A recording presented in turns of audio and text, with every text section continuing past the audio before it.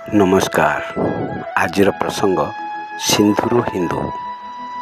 वैदिक साहित्य, महाभारत, रामायण, बौद्ध साहित्य और मौर्य शासन काल में हिंदू शब्द व्यवहार होना। आर्य माने सिंधु प्रांत रोथु आरब देशर लोक माने सही लोक मान को हिंदू कहते, कारण आरबीय लोक माने स को ह कहते।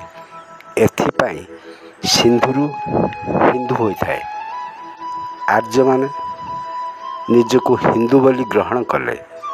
हिंदू धर्म कदापि एकता शिक्षा दिए नहीं।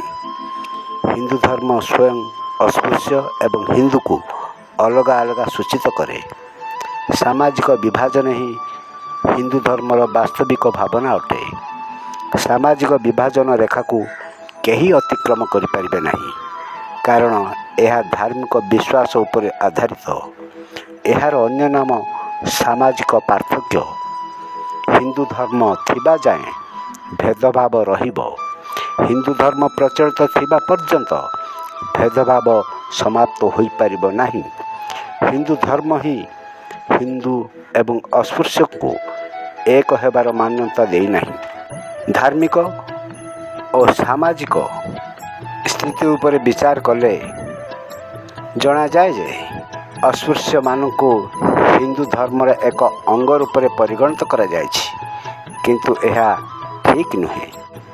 जो जातिवाद छुआ अछुआ धर्मर अंग अटे, तेबे कौन सी अस्पृश्य ना हिंदू धर्म रे रहिबाकु चाहिबो ना अस्पृश्य हेबाकु पसंद करिबो। छुआ अछुआ हिंदू धर्मर सैद्धांतिक अंग होइथिबारु कौन से अस्पृश्य निजको हिंदू बोली कहबाकु पसंद करिबो नहीं। जेपरि गोटे मुद्रार दुईटी पार्श्व। रहिली, नमस्कार।